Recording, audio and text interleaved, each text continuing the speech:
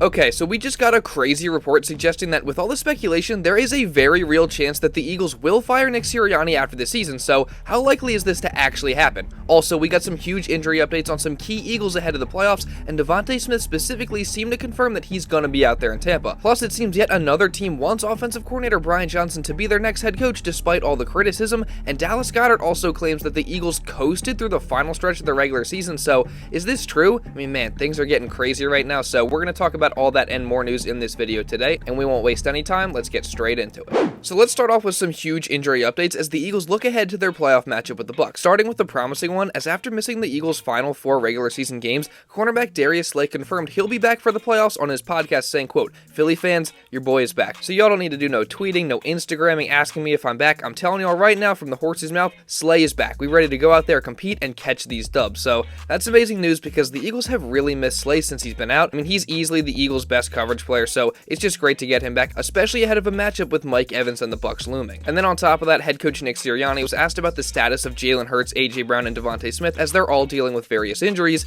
and while he gave his typical vague response, he did also say that he expects some or all those guys to be able to go on Monday. We'll see. We'll obviously give you a report here a little bit, and we'll see how they, we'll go through everything. I kind of got a feeling of what they're going to do.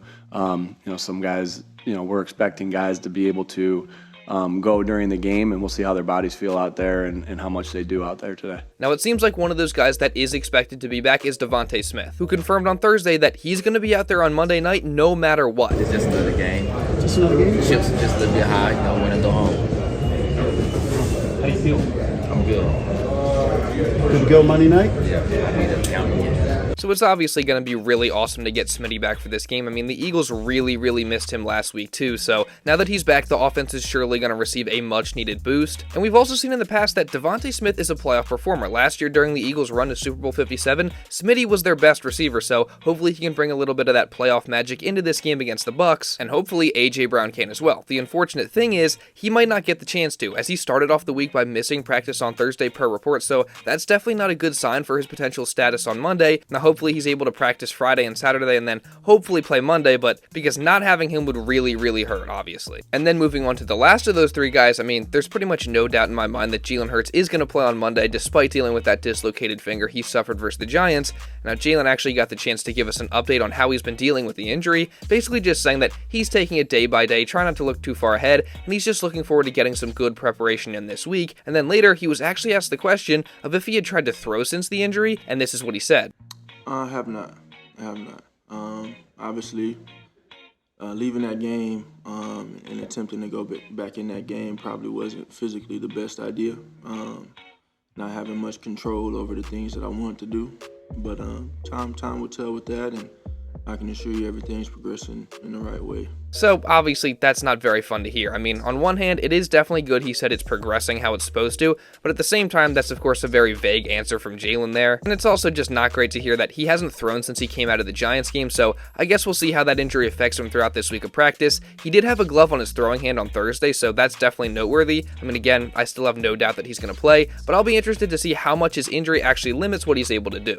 But still, overall, I just think it's good to hear that most of these guys should be available to play on Monday night, because the Eagles are going to need all the help that they can get with how they've been playing recently. And things are just made more difficult by the fact that the forecast for Monday night calls for heavy rain and thunderstorms just a few days before the contest, which, then again, that's nothing new to the Eagles. I mean, they've already played in the rain a lot this year, and they've actually performed pretty well in it, so who knows, maybe this is actually a good thing and it could work to their advantage. And something else that could work to their advantage is the extra work that they're putting in this week, because Nick Sirianni went ahead and made the decision to change their regularly scheduled walkthrough on Thursday to a full practice to hopefully get some things fixed and then provide a spark. Now, Sirianni specifically said it was to work on the fundamentals more and just get some good practice reps in with the extra day in the schedule this week that the guys had to rest and recover. And this isn't the first time that we've seen Sirianni do this year. The other times they have done it, I don't know if it really helped too much, but it certainly couldn't hurt to add another full practice to the schedule ahead of the most important game of the season, and I also think it just shows a sense of urgency in that building at this point, as there should be. And that's more true for Nick Sirianni than maybe anybody else, because of course we all know that everyone's been piling the blame on Nick Sirianni during this rough stretch, and many have been calling for his job, but we hadn't really heard any official reports confirming that it was a realistic possibility that Sirianni would be fired at the end of the season.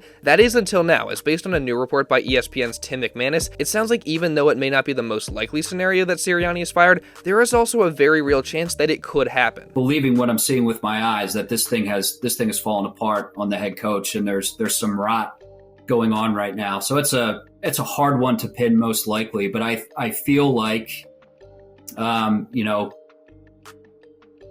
it's out there that they might end up moving on. Like I don't know. I don't want to know if I want to say that's the most likely, but I do feel that it's in play. So that confirms that the pressure is really on for Sirianni this week, as a loss in Tampa certainly would only further the case that the Eagles should fire Sirianni. However, it seems like NFL insider Adam Schefter doesn't think that a Sirianni firing is very likely or warranted, as he was on 97.5 The Fanatic and said, quote, "The problem is that the expectations were so high and everyone has been spoiled by the success of this team that even if it went through adversity this year and didn't play up to the level that they established last year, it never was going to be good enough. Last year, they were unstoppable. How many teams have it 2 years in a row where everything goes their way? Not many. The best teams ever didn't even have that." So I do actually think Schefter made some really good points there. I mean, the bar they set last year was really, really high, and living up to those expectations of playing like that and getting back to the Super Bowl was always going to be really hard. And I think that plays a lot into why it seems like Sirianni staying rather than getting fired is the more likely scenario. I mean, Adam Schefter himself said that he doesn't expect Nick to get fired, even if they do lose on Monday, although he does recognize that things could change. Now, I personally think that if the Eagles were to go and get blown out by Tampa, then Jeffrey Lurie and Howie Roseman are going to have a serious conversation about whether or not Sirianni should remain the head coach. Because even though I definitely do agree with what Schefter said about those expectations being too high, I also think that the way the Eagles collapsed at the end of the year with them losing to bad teams and not looking like they're even decent at any aspect of football really at times is what has Sirianni on the hot seat in the first place. And a blowout loss in Tampa would only make the seat hotter, and maybe then we could actually see a Sirianni firing. Then again, this Twitter user also made a great point saying that a Sirianni firing after just 3 years with 3 playoff appearances and a Super Bowl appearance would make the Eagles look impulsive and reactive, and it could potentially turn off other head coaching candidates. So I don't know, there's really a lot to think about with all this, but what do you guys think about this new report that Sirianni could actually be fired? Now, in addition to this report, another report regarding another Eagles coach came out on Thursday, saying that in addition to the Panthers, as was reported on Wednesday, the Tennessee Titans are yet another team who's requested to interview Eagles offensive coordinator Brian Johnson for their head coach vacancy, which I gotta admit is just a bit shocking. I mean, now that makes 2 teams that want to interview this guy to be their next head coach. That just doesn't make much sense to me. But I'm not gonna argue. I mean, if they want to have him, they can. Like I said yesterday, I will gladly drive Brian Johnson to the airport myself because I don't want this guy as our offensive coordinator and play caller anymore. I mean, the fact of the matter is, at least from what I and many other Eagles fans have seen this season, he's just not been very good in this role. And it's kind of confusing because if you listen to him talk, it at least seems like he knows what he needs to do to be successful at attacking NFL defenses. I mean, just listen to his answer here when asked about what to do when teams are taking away the deep shots. Well, yeah, you have to go into some catch and runs and try to find some isolations, on some interior defenders. So, those are things, and try to manipulate some of these play actions and get guys to have some eye violations and see if we can create some explosives that way. And then you got to be able to run the ball. So there's a bunch of different ways to do it, and we got to make sure we get that done. So let me just repeat that real fast. He said that they have to try and find catch and runs and attack interior defenders, aka it means they have to attack the middle of the field. So the question I then have is, why doesn't the Eagles offense do that? Like, we've seen all the route charts of A.J. Brown and DeVonta Smith in different games this season. We've seen the Eagles scheme and play calls be broken down. Like, they just don't attack the middle of the field nearly enough. In fact, they barely do it. They're good at it. They just don't seem to do it, and it makes no sense, especially when you have an offensive coordinator and play caller saying this. Like, he's literally saying right now that when teams are taking away the deep shots or the shots down the sideline, you got to attack the middle of the field. Yet the Eagles offense just doesn't do it. Like, it kind of makes you question who's really at fault here. I mean, does Nick Sirianni have a lot more control of the offensive play calls than we think? Is that the explanation for it? I mean, is it his fault rather than Brian Johnson's?